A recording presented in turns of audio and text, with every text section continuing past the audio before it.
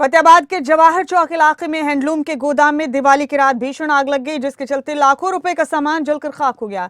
करीब 4 घंटे की कड़ी मशक्कत के बाद आग पर काबू पाया गया। लोगों का कहना है कि फायर ब्रिगेड करीब आधे घंटे देरी से पहुंची थी, जिसके चलते आग गोदाम में फैल चुकी थी।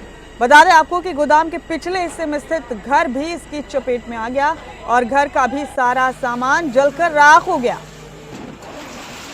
फतेहाबाद से देख रहे हैं आप ये तस्वीरें। हैंडलूम के गोदाम में यहां जबरदस्त आग लग गई। जवाहर चौक इलाके में हुआ हादसा।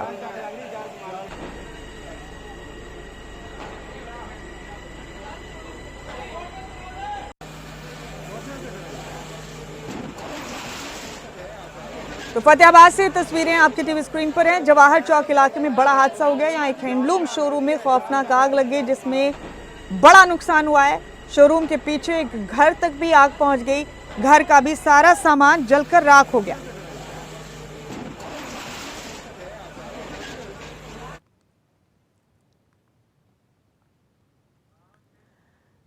और आगे बढ़ते हुए करनाल के इंद्री हलके के गांव पंजोखरा से एक खबर दे रहे हैं आपको। यहां एक प्लास्टिक दाना बनाने वाली फैक्ट्री में भीषण आग लग गई, जिससे फैक्ट्री का सारा सामान जलकर राख हो गया। फायर ब्रिगेड की 3 गाड़ियों ने मौके पर पहुंचकर बड़ी मुश्किल से आग पर काबू पाया। आग को बुझाने में लगभग 1.5 घंटे का वक्त लगा। तब तक फैक्ट्री के अंदर रखा हुआ सारा सामान जलकर राख हो गया। तो फैक्ट्री में भीषण आग लग गई। यहाँ प्लास्टिक दाना बनाने की फैक्ट्री थी करनाल के इंद्री में, जिसमें खौफनाक आग लग गई और इसके साथ ही फैक्ट्री में रखा हुआ सारा सामान जलकर खाक हो गया। बता दें आपको कि फायर ब्रिगेड की 3 गाड़ियों ने मिलकर आग पर काबू पाया। बड़ी मुश्किल से इस आग को कंट्रोल किया गया। बड़ा नुकसान हुआ है इस हादसे में। तो करनाल के इंद्री से दे रहे हैं आपको ये अहम खबर। इस बीच हरियाणा में 2 और जगहों से आग लगने की खबर सामने आई। जहां सोनीपत में एक सोसाइटी में आग लगी, तो वहीं रेवाड़ी की एक नैपकिन बनाने वाली कंपनी से आग लगने की खबर सामने आई। रिपोर्ट देखिए।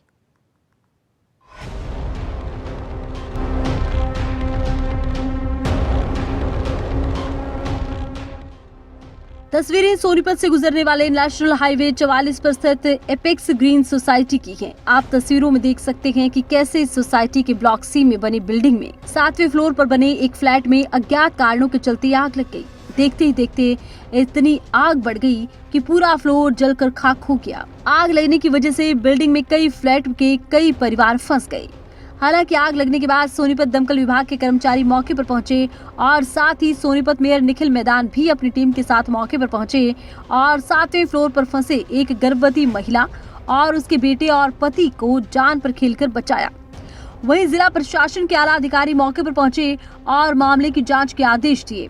आग लगने के बाद दिल्ली फायर ब्रिगेड की टीमें सोनीपत दमकल विभाग की टीमों के साथ मौके पर पहुंची और आग पर काबू पाया गया, जिसको लेकर सोनीपत दमकल विभाग के कर्मचारियों ने कहा कि हमारे पास कोई भी आधुनिक उपकरण नहीं है, जिसके चलते रेस्क्यू ऑपरेशन में दिक्कतें आ रही हैं।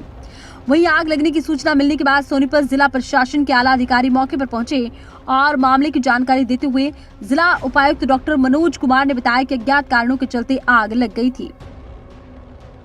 ऐसे 3 लोग, जिस फ्लोर पे आग लगी थी 7वें फ्लोर पे 3 लोग हमने वहाँ से रेस्क्यू करे हैं। तीनों बिल्कुल सही हैं। एक प्रेग्नेंट लेडी थी, एक बच्ची थी और एक उनके हस्बैंड थे।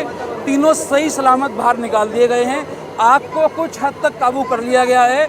बाकी हमारी टीम यहाँ पे रेस्क्यू करने में लगी हुई है और हम पूरा कोशिश कर रहे हैं कि इस आग को बिल्कुल शांत करके और जल्दी से जितने भी और अगर ऊपर कोई लोग हैं, टीम साथ में चेक भी कर रही है। इनके फ्लोर पे 3 ही लोग थे, तीनों को बाहर निकाल दिया गया। जो इनके अंदर का फायर सिस्टम था, हमारी फायर ब्रिगेड उसके साथ अटैच करके ऊपर पानी चलाया है। उसके बाद जाकर आग काबू आई है और अंदर हमारे लोग घुसे हैं, दरवाजा तोड़ा है, उसके बाद उनको बाहर निकाला। इमारतें बन चुकी है। हमारे यहाँ फायर सिस्टम है, एक हाइड्रोलिक गाड़ी की बहुत ही सख्त जरूरत है। व्यवस्था नहीं है, हाइड्रोलिक की कोई व्यवस्था नहीं है। अगर आज हमारे पास हाइड्रोलिक गाड़ी होती तो ये नौबत नहीं आती। उनको रेस्क्यू कर लेते, रेस्क्यू कर लेते। अब रेस्क्यू होने में समस्या आ रही है।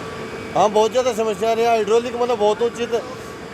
हाँ, वहाँ अगर हाइड्रोलिक गाड़ी होती तो हमें 8-10 आदमी हो गए एक साथ उतार के नीचे में। बस ये दो यहाँ जो रहने वाले हैं वो बता सकते हैं। वहीं दूसरी आगजनी की घटना रेवाड़ी से सामने आई, जहां NH 8 पर स्थित रालियावास के पास नैपकिन बनाने वाली कंपनी में आग लग गई। दमकल की गाड़ियों को बुलाया गया। जिस मामले में जानकारी देते हुए कसोला थाना एएसआई धर्मवीर यादव ने बताया कि उन्हें रात 12 बजे सूचना मिली, जिसके बाद वो तुरंत अधिकारियों के साथ मौके पर पहुंचे और साथ ही दमकल विभाग को सूचित किया गया। वहीं गनीमत रही कि कोई घायल नहीं हुआ।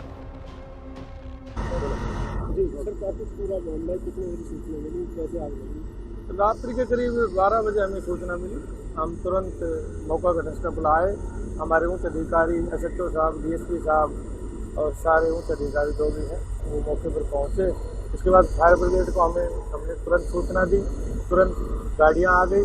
जो लगातार गाड़ियां आग बुझाने वाली जो गाड़ियां हैं वो लगी हुई है और बाहर से आउट ऑफ डिस्ट्रिक्ट से गुड़गांव, मेवात, झज्जर से भी गाड़ियां बुलाई गई है।